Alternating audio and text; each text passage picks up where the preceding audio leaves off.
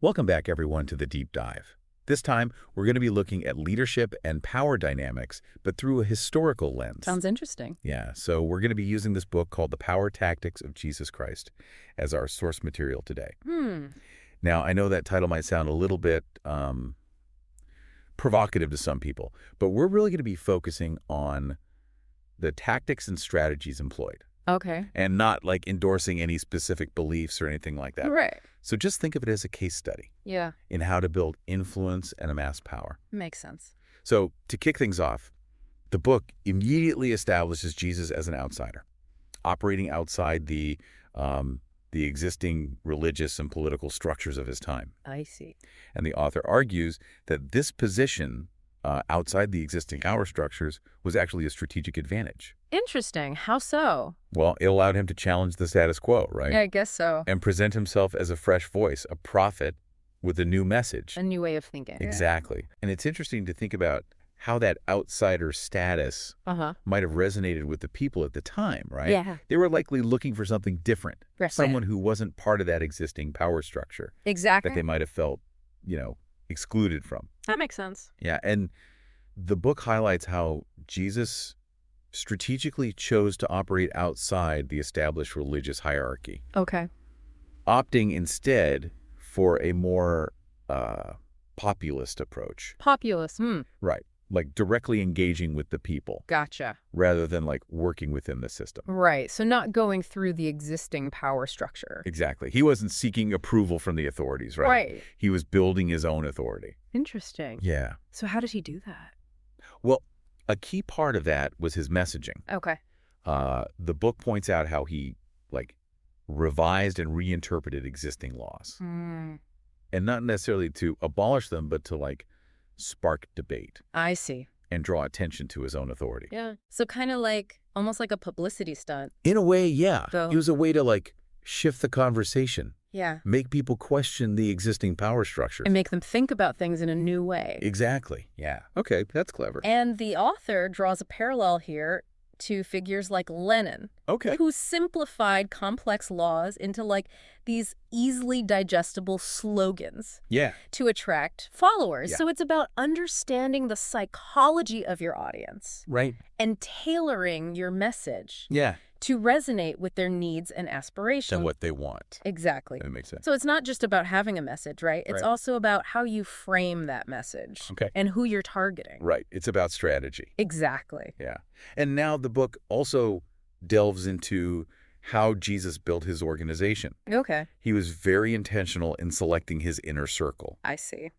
choosing men who, like himself, were from outside the existing power structures. So creating a team that was loyal to him and his vision. Yeah, and not to the establishment. Exactly. The author emphasizes how this created a tight-knit group dedicated to his mission. Right. A model we see repeated throughout history in successful movements and organizations. Yeah. You see it all the time. This inner circle wasn't about maintaining the status quo, Right. but disrupting it. And who is he trying to disrupt? Who is his target audience? Well, the book highlights how Jesus focused on attracting the poor and the disenfranchised, Okay. offering them hope and a better future. Right. So appealing to the needs and aspirations of a marginalized group. Yeah, this tactic has been used by countless leaders throughout history For sure. by focusing on those who felt overlooked by the existing power structures. Right. Jesus was able to build a loyal and passionate following. It's fascinating to see how by focusing on those who were often ignored, Yeah. he was able to build a movement that ultimately challenged the very foundations of the existing power structure. It's pretty amazing. But how did he manage to do that? Well, the book delves into a concept it calls power through powerlessness, Power through powerlessness. which might sound paradoxical, Yeah. A little. but it's a recurring theme in successful movements throughout history. Okay, help me understand this. How can someone be powerful by appearing powerless? Right, it seems counterintuitive. Yeah. Well, the book argues that true power isn't just about brute force or holding a position of authority. Yeah. It's also about the ability to influence and control situations, even when you seem to lack traditional power. So it's more about strategic maneuvering, understanding the nuances of power dynamics, Yeah, and using those to your advantage. precisely. Yeah. The book gives the example of a cornered wolf offering its throat to a larger, more powerful opponent. Interesting. It's a seemingly passive act that might disarm the aggressor and trigger a primal instinct for mercy. So they're using their opponent's strength against them. In a way, yeah. It's fascinating to see how this concept plays out in the animal kingdom. Yeah, nature's pretty incredible. So how does this power through powerlessness apply to Jesus? Well, the author suggests that by embracing a position of apparent powerlessness, Jesus was able to disarm his opponents, garner sympathy from the people, and ultimately maneuver the situation to advance his cause. Interesting. Are there any other historical examples of this tactic in action? Absolutely. Think of Gandhi's nonviolent resistance movement in India. Right. By refusing to meet force with force, he exposed the brutality of the British colonial regime and turned global public opinion against them. So it's like turning their aggression into a weapon that works in your favor. Exactly. This tactic can be seen in various forms throughout history, from political protests to social movements. Wow. It's about recognizing that sometimes the most powerful move is to strategically relinquish control. Okay. Let your opponent overextend themselves and use that to your advantage. So it's not just about what you do. Right. It's also about what you don't do. Exactly. It's about choosing your battles wisely. Now, the book also highlights the importance of understanding the opposition. Okay. To grasp the dynamics at play, you need to analyze both sides, Right. the strategies of the leader and the reactions of those in power.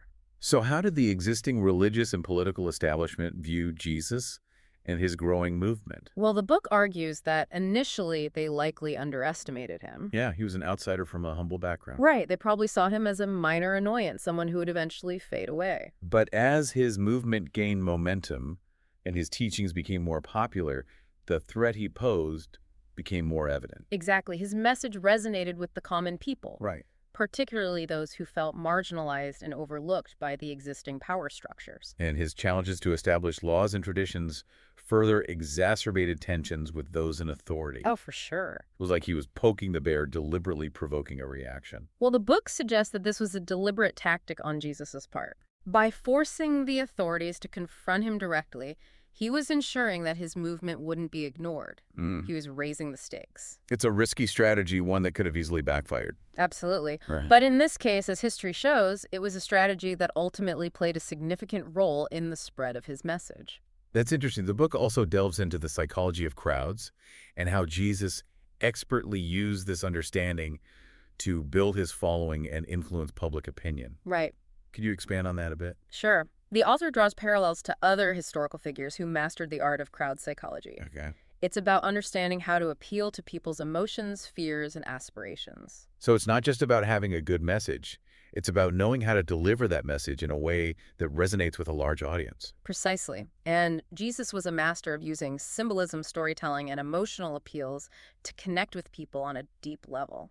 The book mentions how he often spoke in parables, using simple stories to illustrate complex ideas and moral principles. It was a brilliant way to make his teachings both relatable and memorable. He also understood the power of public spectacle. Right. His miracles, whether seen as literal events or symbolic acts, captivated the imaginations of his followers and reinforced his image as a divine figure. It's like he was creating a compelling narrative around himself, drawing people in and inspiring them to join his movement. And this ability to control the narrative is a crucial aspect of leadership. For sure. It's about understanding how to frame events, shape public perception, and ultimately influence the course of history. It's fascinating to see how these principles of leadership and influence, which we can observe throughout history, were at play even in this ancient context. It reminds us that while the specific details may differ, the underlying dynamics of power persuasion and social change remain remarkably consistent.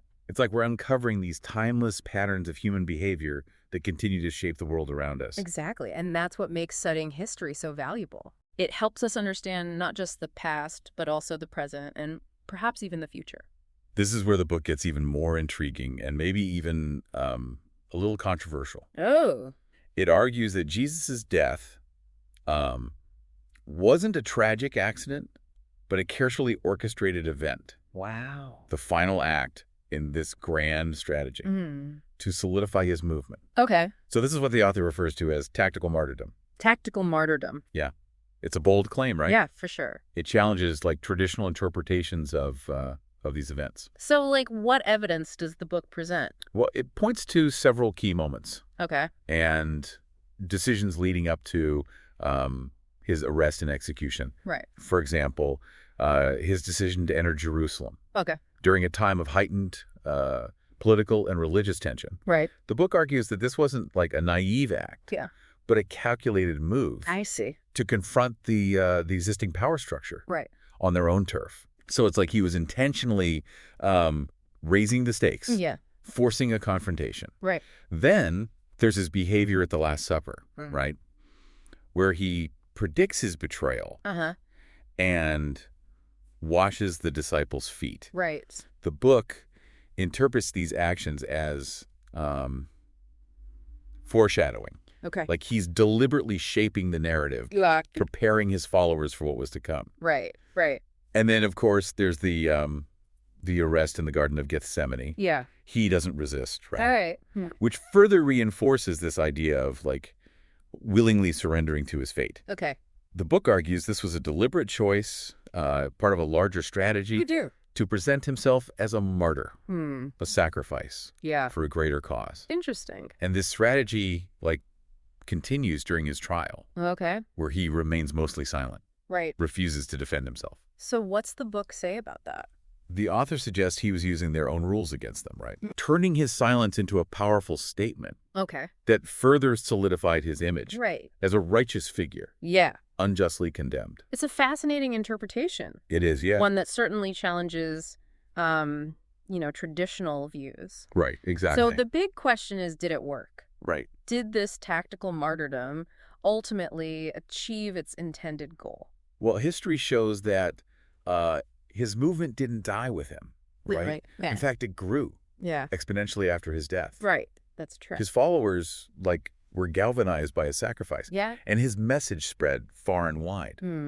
So while the book acknowledges that attributing his movement's success solely to tactical martyrdom would be, an oversimplification. Right. It argues that it was a significant contributing factor. Okay. Yeah. So it's a complex interplay of factors. Oh, of course. But the book's analysis encourages us to consider the power of sacrifice, the impact of, a carefully crafted narrative. Right. And the strategic brilliance of a leader who is willing to make the ultimate move. To advance his cause. Exactly. It's definitely been a thought-provoking deep dive. Yeah, this has been great. We've explored leadership, power dynamics, and the strategies behind building a movement. All through the lens of a historical figure. Whose life and death continue to shape our world. And hopefully you've gained some new insights into the complexities of leadership. And the enduring power of ideas. Remember, while we focused on a specific historical figure, right, the principles we've discussed can be applied to understanding leadership and influence in various contexts. In all different areas of life. So as you go about your day,